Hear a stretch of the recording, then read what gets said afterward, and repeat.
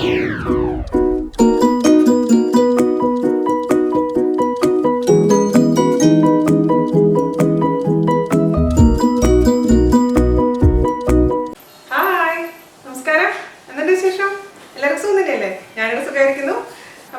kadai, Vishu special Malayaliകളുടെ പ്രത്യേകിച്ച് തൃശ്ശൂർക്കാരുടെ പ്രിയപ്പെട്ട മെഴുക്കുവരട്ടിയായ അച്ചിങ്ങപ്പയർ കായ മെഴുക്കുവരട്ടി തയ്യാറാക്കാമെന്ന്. അപ്പോൾ ഇവിടെ എല്ലാവർക്കും പ്രിയപ്പെട്ട മെഴുക്കുവരട്ടിയാണ്, നിങ്ങൾക്ക് ഇഷ്ടപ്പെടുമെന്ന് വിശ്വസിക്കുന്നു. അപ്പോൾ അതുപോലെ തന്നെ സ്നാക്സ് ഇടുന്നില്ല എന്നുള്ളൊരു പരാതി ഉണ്ട് അല്ലേ? അപ്പോൾ അതുകൊണ്ടാണ് ഞാൻ ഇടയ്ക്കിടയ്ക്ക് കട്ട്ലേറ്റ് പോലെ സംഭവങ്ങളൊക്കെ ചെയ്യുന്നത്. അപ്പോൾ ഇതുവരെ കുറെ പേര് കണ്ടിട്ടില്ല. കപ്പ കട്ട്ലേറ്റ് ഞാൻ ഇന്നലെ ഇട്ടിട്ടുണ്ടായിരുന്നു. വളരെ എളുപ്പമാണ്, ഭയങ്കര ടേസ്റ്റിയാണ് കേട്ടോ. ട്രൈ ചെയ്ത് നോക്കിയവർ എന്തായാലും അത് അഭിപ്രായം പറയാൻ എനിക്കറിയാം. അപ്പോൾ കാണാത്തവർ കാണാനും തയ്യാറാക്കാനും മറക്കരുത്. വിഷുവിന്റെ പ്രിപ്പറേഷൻസ് ഒക്കെ അവിടെ വരെയായി. നമ്മുടെ വിഷുവിന്റെ പ്ലേലിസ്റ്റ് ഞാൻ 61 വീഡിയോസ്, ഇതും കൂടി 62ാമത്തെ വീഡിയോ ആണത്. അപ്പോൾ പ്ലേലിസ്റ്റ് ഞാൻ താഴെ ഇതിന്റെ ഡിസ്ക്രിപ്ഷൻ ബോക്സിൽ അതിന് ലിങ്ക് ഇടുന്നുണ്ട്, നോക്കാൻ മറക്കരുത്. അതുപോലെ തന്നെ ഒരാഴ്ച മുമ്പ് തയ്യാറാക്കി വെക്കേണ്ട കാര്യങ്ങളൊക്കെ ഉണ്ടല്ലോ, അതായത് ഇഞ്ചിപ്പുളി, നാരങ്ങാച്ചാർ, മാങ്ങാച്ചാർ ഐറ്റംസ് ഒക്കെ തയ്യാറാക്കുക. അപ്പോൾ ഒട്ടും താമസിയാണ് നമുക്ക് എങ്ങനെയാണ് നമ്മുടെ വിഷു സ്പെഷ്യൽ മെഴുക്കുവരട്ടി ആയിട്ടുള്ള പച്ചക്കായ അച്ചിങ്ങപ്പയർ മെഴുക്കൊക്കെ തയ്യാറാക്കാം എന്ന് നോക്കിയിട്ട് വരാം. ഓക്കെ,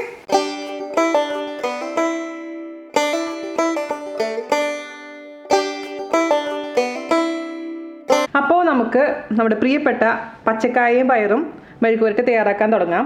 അതിനുവേണ്ടി ഞാനിവിടെ 2 പച്ചക്കായ എടുത്ത് വെച്ചിട്ടുണ്ട്, അതുപോലെ തന്നെ കുറച്ച് അച്ചിങ്ങപ്പയർ എടുത്തിട്ടുണ്ട്. അപ്പോൾ ഇത് മലയാളികൾക്ക് പ്രത്യേകിച്ച് പരിചയപ്പെടുത്തേണ്ട ഒരു വിഭവമല്ല എന്ന് എനിക്കറിയാം, പക്ഷേ അറിയാത്ത കുറച്ച് പേരെങ്കിലും ഉണ്ടാവുമല്ലോ, അപ്പോൾ അവർക്കും കൂടി ഉപകാരപ്പെട്ടിട്ടെന്ന് വെച്ചിട്ട് ഞാൻ ചെയ്യുന്നതാണ്. ഇവിടെ നമ്മുടെ വീട്ടിലൊക്കെ സ്ഥിരമായിട്ട് ഉണ്ടാക്കുന്ന ഒരു മെഴുക്കുവരട്ടിയാണ്. അച്ചിങ്ങപ്പയർ മാത്രം എൻ്റെ വീട്ടിലാരും കഴിക്കില്ല, പക്ഷേ കായും കൂടി ഇട്ട് വെച്ച് കഴിഞ്ഞാൽ ഭയങ്കര ഇഷ്ടമാണ്. പച്ചക്കായ മാത്രം വയ്ക്കാം, അച്ചിങ്ങപ്പയർ മാത്രം വയ്ക്കാം കേട്ടോ, അത് നിങ്ങളുടെ താല്പര്യം അനുസരിച്ച്. പക്ഷേ രണ്ടും കൂടുതലൊരു കോമ്പിനേഷനാണ് തൃശ്ശൂർക്കാരുടെ ഒരു മെയിൻ കോമ്പിനേഷൻ എന്ന് പറയുകയാണെങ്കിൽ. അപ്പോൾ നമുക്ക് തുടങ്ങാം. അതിന് വേണ്ടിയിട്ട് ആദ്യം തന്നെ ഒരു പാത്രത്തിൽ ഞാൻ കുറച്ച് ഉപ്പ് ഇട്ട് വെച്ചിട്ടുണ്ട്. അതായത് പച്ചക്കായയുടെ കളർ ചേഞ്ച് ആവാതിരിക്കാൻ വേണ്ടിയിട്ടാണ് നമ്മളങ്ങനെ വെള്ളത്തിൽ ഉപ്പിട്ട് മിക്സ് ചെയ്ത് വെച്ചിരിക്കുന്നത്. ഈ കായ അരിഞ്ഞിട്ട് ഈ ഉപ്പ് വെള്ളത്തിലോട്ടാണ് ഇട്ട് കൊടുക്കാൻ പോകുന്നത്. അപ്പോൾ പച്ചക്കായയുടെ അരിയുന്ന സൈസൊക്കെ എന്താ പറയുക, നിങ്ങളുടെ ഓരോരുത്തരുടെ ഇഷ്ടത്തിനനുസരിച്ച് മാറ്റം വരുത്തുക. അപ്പോൾ മൂത്ത കായാണെങ്കിൽ ഏറ്റവും നല്ലതാണ്, പക്ഷേ ഇവിടെ ഇപ്പോൾ കിട്ടുന്ന കായ അത്ര വലിയ ഗുണമൊന്നുമില്ല. കാരണം നാട്ടിൽ പോയിട്ട് പച്ചക്കായ ഉപ്പേരി കഴിക്കുമ്പോൾ ഇവിടെ കിട്ടുന്ന കായ ഉപയോഗിച്ചിട്ട് ഉപ്പേരി കഴിക്കുമ്പോഴുള്ള ടേസ്റ്റ് ഡിഫറൻസ് ശരിക്കും മനസ്സിലാവും. അപ്പോൾ ഉള്ളത് കിട്ടുന്നത് വെച്ചിട്ട് നമുക്ക് ചെയ്യാം അല്ലേ, അതെല്ലാം നമുക്ക് പറ്റുള്ളൂ. അപ്പോൾ ഞാനിവിടെ ഒരു പച്ചക്കായ എടുത്തിട്ടുണ്ട്. 2 പച്ചക്കായയുടെ കണക്കാണ് ഞാൻ പറയാൻ പോകുന്നത് കേട്ടോ. അപ്പോൾ അതിൻ്റെ തൊലി കളയണ്ട, സൈഡിലത്തെ ഈ ഭാഗം മാത്രം അങ്ങ് മുറിച്ച് കളയാം. ചില കായകളുണ്ടെങ്കിൽ ഈ തൊലിയുടെ പുറത്തൊക്കെ ഒരുപാട് ഇങ്ങനെ ബ്ലാക്ക് ഷെയ്ഡ് ഉണ്ടാവും. അപ്പോൾ അങ്ങനത്തെ ബ്ലാക്ക് ഷെയ്ഡൊക്കെ ഉണ്ടെന്നുണ്ടെങ്കിൽ നിങ്ങളങ്ങ് തൊലിയുടെ ആ ഭാഗം റിമൂവ് ചെയ്ത് കളഞ്ഞോളൂ കേട്ടോ. ഇതിപ്പോൾ നല്ല പച്ച കളറുള്ള കായതുകൊണ്ടാണ് ഞാനൊന്നും കളയാത്തത്. നിങ്ങൾക്ക് 2 കഷ്ണമാക്കണമെങ്കിൽ 2 കഷ്ണമാക്കാം. ഞാൻ അപ്പോൾ 4 കഷ്ണമായിട്ടാണ് മുറിക്കാൻ പോകുന്നത്. ഒരു കായനെ 4 കഷ്ണമായിട്ട് നീളത്തിലങ്ങ് മുറിച്ചിട്ടുണ്ട്. ഓക്കെ, എന്നിട്ട് ഇതിനെ നമുക്ക് വീണ്ടും ചെറുതാക്കി മുറിക്കാം. അപ്പോൾ ഈ കായ എടുക്കുക, എന്നിട്ട് ഞാൻ പറഞ്ഞ പോലെ നിങ്ങൾക്ക് എത്ര വലിപ്പമാണോ താല്പര്യം ആ ഒരു വലിപ്പത്തിൽ അരിഞ്ഞിടുക. നിങ്ങൾക്ക് കട്ടിംഗ് ബോർഡിൽ വെച്ച് ചെയ്താൽ മതി കേട്ടോ. ഇതുപോലെ ചെയ്യണമെന്ന് നിർബന്ധമൊന്നുമില്ല. ഞാൻ പറയാറുണ്ടല്ലോ, കട്ടിംഗ് ബോർഡിനേക്കാളും സ്പീഡും താല്പര്യവും ഇതേപോലെ ചെയ്യുന്നതാണ്. പണി വേഗം കഴിയും. കട്ടിംഗ് ബോർഡ് ആണെങ്കിൽ കട്ടിംഗ് ബോർഡ് പിന്നെ ക്ലീൻ ചെയ്യാൻ നിൽക്കണം, അതിന് സമയം കുറേ പോവും. ഇങ്ങനെയായി പിന്നെ ഞാനെപ്പോഴും ഇതിൻ്റെ ഈ ബ്ലാക്ക് ഷെയ്ഡ് ചിലപ്പോൾ റിമൂവ് ചെയ്ത് കളയാറുണ്ട് കേട്ടോ, അത് നിർബന്ധമൊന്നുമില്ല. അപ്പോൾ അങ്ങനെ മൊത്തത്തിൽ 2 കായ ഇതേപോലെ അങ്ങ് മുറിച്ച് ഉപ്പ് വെള്ളത്തിലേക്ക് അങ്ങ് ഇട്ട് കൊടുക്കാം. കുറേ പേര് എൻ്റെ അടുത്ത് ശർക്കര വരട്ടിയുടെ റെസിപ്പി ചോദിക്കുന്നുണ്ടായിരുന്നു. എൻ്റെ ബ്ലോഗിലുണ്ട് കേട്ടോ ശർക്കര വരട്ടിയുടെ റെസിപ്പി. വീഡിയോ ഞാൻ ചെയ്തിട്ടില്ല, കാരണം നല്ല കായ കിട്ടിക്കഴിഞ്ഞാൽ മാത്രം നല്ല ശർക്കര വരട്ടി റെഡിയാക്കാൻ പറ്റുള്ളൂ. അപ്പോൾ ഇവിടെ കിട്ടുന്ന കായ അത്ര നന്നാവാറില്ല, അതുകൊണ്ടാണ് ഞാൻ ശർക്കര വരട്ടി ചെയ്യാത്തത്. അപ്പോൾ ഞാൻ ഉറപ്പ് തരാണ്, ഞാൻ ഓണത്തിന് നാട്ടിൽ പോകുമ്പോൾ ഓണത്തിൻ്റെ ടൈമിൽ തീർച്ചയായിട്ടും നാട്ടിൽ വെച്ചിട്ട് ഞാൻ ശർക്കര വരട്ടി എങ്ങനെ ചെയ്യുന്നതെന്ന് കാണിച്ചു തരാം. അപ്പോൾ ഇതുപോലെ ഈ ഒരു കായും കൂടെ മുറിച്ച് ഇടട്ടെ കേട്ടോ. ഞാൻ 2 പച്ചക്കായും വെള്ളത്തിലേക്ക് അരിഞ്ഞിട്ടിട്ടുണ്ട്. ഞാൻ അരിഞ്ഞ തിക്നെസ് നിങ്ങൾക്കൊന്ന് കാണിച്ചു തരാം കേട്ടോ. ഈ ഒരു തിക്നെസ്സിലാണ് ഞാൻ ഓരോ കഷ്ണം അരിഞ്ഞു വെച്ചിരിക്കുന്നത് കേട്ടോ. അപ്പോൾ ഞാൻ പറഞ്ഞ പോലെ നിങ്ങൾക്ക് താല്പര്യം അനുസരിച്ച് മാറ്റം വരുത്താം, എന്നാലും ഞാൻ അരിഞ്ഞത് കാണിച്ചു തന്നു മാത്രം. ഇനി അച്ചിങ്ങപ്പയർ മുറിക്കണം. അച്ചിങ്ങപ്പയർ എന്ന് പറഞ്ഞു കഴിഞ്ഞാൽ മണിയൊന്നും അധികം മൂക്കാത്ത രീതിയിലുള്ള പയറിനെയാണ് നമ്മൾ അച്ചിങ്ങപ്പയർ എന്ന് പറയുക. ഇതിൽ നിന്ന് മണി നമുക്ക് സെപ്പറേറ്റ് ആയിട്ട് എടുക്കാൻ ബുദ്ധിമുട്ടായിരിക്കും. ഒടിപ്പയർ എന്ന് പറയും നമ്മൾ, അല്ലെങ്കിൽ അച്ചിങ്ങപ്പയറിൻ്റെ വേറൊരു പേര് ഒടിപ്പയർ. ഇങ്ങനെ ഒടിച്ചെടുക്കാൻ പറ്റും, അതിന് ഒടിപ്പയർ എന്ന് പറയാം. അപ്പോൾ ഇപ്പോൾ നിങ്ങളുടെ കയ്യിലുള്ള പയറിൽ അതേസമയം മണി ഉണ്ടെന്നുണ്ടെങ്കിൽ മണി ഉരിച്ചിടാം കേട്ടോ, കുഴപ്പമൊന്നുമില്ല. അപ്പോൾ നമുക്ക് അച്ചിങ്ങപ്പയർ കൈ കൊണ്ട് ഒടിച്ചിടാം, അതല്ലെങ്കിൽ കത്തി ഉപയോഗിച്ചിട്ടങ്ങ് മുറിക്കാം. കുറച്ച് നീളത്തിൽ മുറിക്കുന്നതാണ് അത് കാണാനും നല്ലത്, ടേസ്റ്റും നല്ലത്. അപ്പോൾ ഇത് ഞാൻ കഴുകി വെച്ചിരിക്കുന്ന പയറാണ്. അച്ചിങ്ങപ്പയറിൻ്റെ ഈ ഫ്രണ്ടിലത്തെയും ഭാഗം അങ്ങ് മുറിച്ച് കളയാം. അതിനുശേഷം നമുക്കങ്ങ് നീളത്തിൽ അങ്ങ് മുറിച്ചെടുക്കാം. ഇപ്പം ഞാനിവിടെ ഒരു മൊത്തത്തിൽ 20 പയറോളം എടുത്തിട്ടുണ്ട്. ഇത് ഞാനിപ്പോൾ വാഷ് ചെയ്ത് വെച്ചിരിക്കുന്ന പയറാണ്. ഇനി പിന്നെ വീണ്ടും വാഷ് ചെയ്യേണ്ട ആവശ്യമൊന്നുമില്ല. അപ്പോൾ ഇത് ഈ ഒരു പ്ലേറ്റിലോട്ട് ഇതേപോലെ കംപ്ലീറ്റ് മുറിച്ചിട്ട് കൊടുക്കും.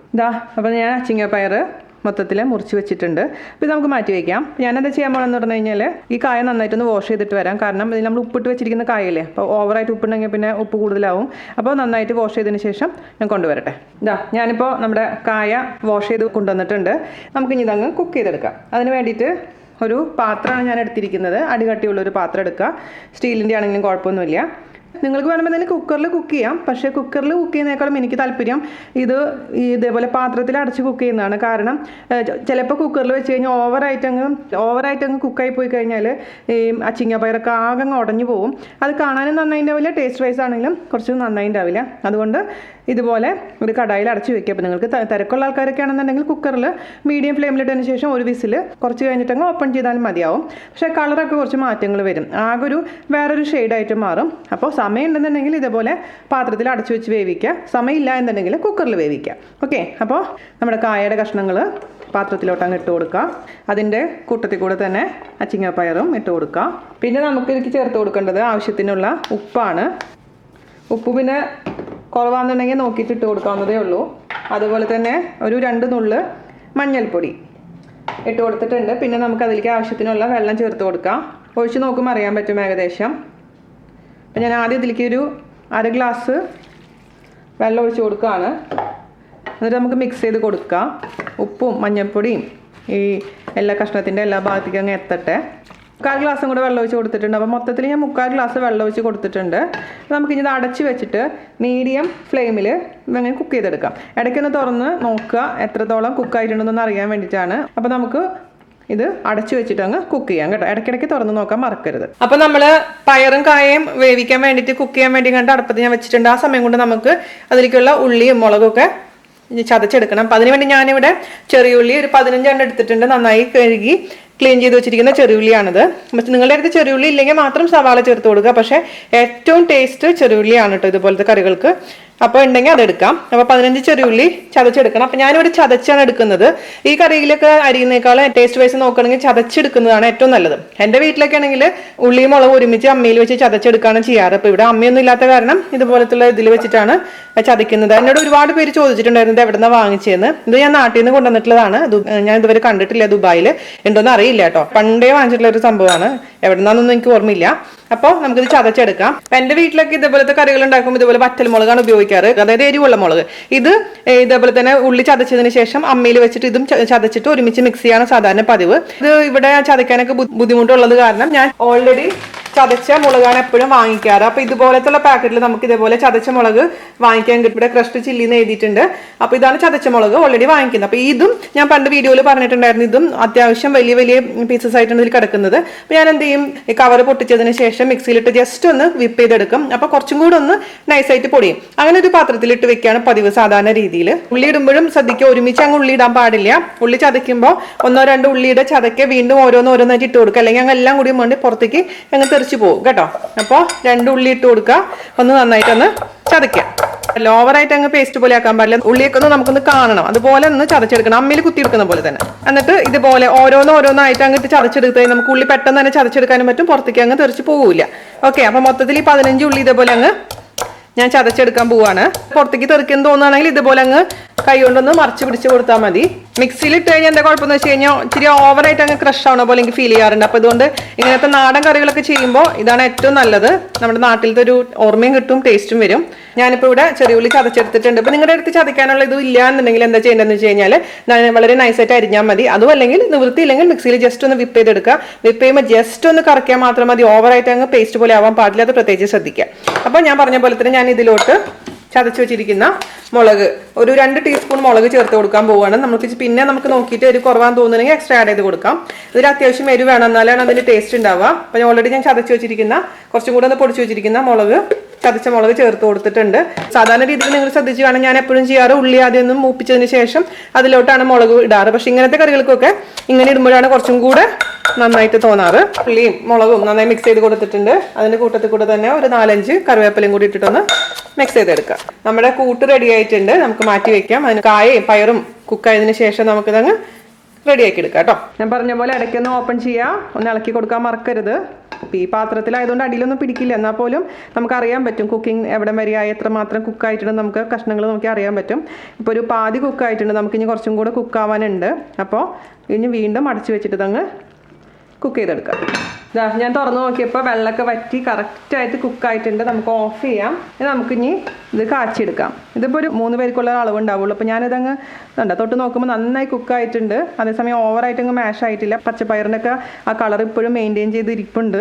അപ്പോൾ നമുക്കിനി ഇത് കാച്ചിയെടുക്കാം. അടുപ്പ് മാറ്റി വയ്ക്കാം. അതിന് വേണ്ടിയിട്ട് ഒരു കട്ടിയുള്ള ഒരു കടായി വയ്ക്കുക. അതിലേക്ക് നമുക്ക് ആവശ്യത്തിന് വെളിച്ചെണ്ണ ഒഴിച്ച് കൊടുക്കാം. നാടൻ കറി ആയതുകൊണ്ട് വെളിച്ചെണ്ണ തന്നെയാണ് ഞാൻ ഉപയോഗിക്കുന്നത്. ഒരു 2 ടേബിൾ സ്പൂണോളം വെളിച്ചെണ്ണ ഞാൻ ഇതിലേക്ക് ഒഴിച്ച് കൊടുത്തിട്ടുണ്ട്.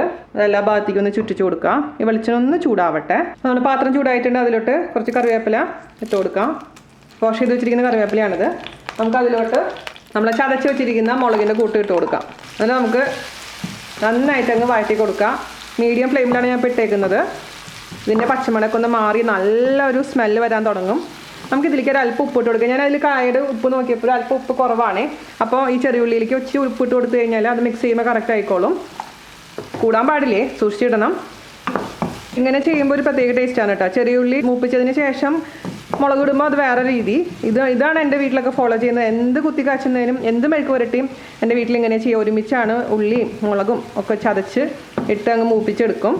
അപ്പോൾ അത് നിങ്ങൾക്ക് തനിയെ ഇടണമെങ്കിൽ തനിയെ ഇടാം. അതൊക്കെ ഓരോരുത്തരുടെ ചോയ്സാണ്. റെസിപ്പി വൈസ് ഇങ്ങനെ ഇത്ര മാത്രമേ ഉള്ളൂ. വളരെ എളുപ്പമാണ്. തൃശ്ശൂർക്കാരുടെ മെഴുക്ക് പുരട്ടികളെല്ലാം ഒരേ റെസിപ്പി തന്നെയാണ്. അത് ചെയ്യുന്ന വിധം ചെറിയ മാറ്റങ്ങളുണ്ടെന്ന് മാത്രം. പിന്നെ ചിലവർ ഇതിൽ വെളുത്തുള്ളി ഇടും. പക്ഷെ എനിക്ക് കായം പയറും മെഴുക്ക് പുരട്ടിയിൽ വെളുത്തുള്ളിയുടെ സ്മെൽ അത്ര ഇഷ്ടമില്ലാത്തതുകൊണ്ടാണ് ഞാൻ ഇടാത്തത്. നിങ്ങൾക്ക് വേണമെന്നുണ്ടെങ്കിൽ ഒരു വെളുത്തുള്ളിയും കൂടി ഇതിൻ്റെ കൂട്ടത്തിൽ കൂടെ ചതച്ച് ചേർത്ത് കൊടുക്കാം. അപ്പോൾ ഇത് നന്നായിട്ട് റോസ്റ്റ് ആവട്ടെ. ആ ഒരു മുളകിൻ്റെ ഒക്കെ പച്ചക്കുത്ത് മാറുകയും വേണം. അതുപോലെ തന്നെ ചെറിയുള്ളി നന്നായിട്ട് അങ്ങ് ഫ്രൈ ആവുകയും വേണം കേട്ടോ.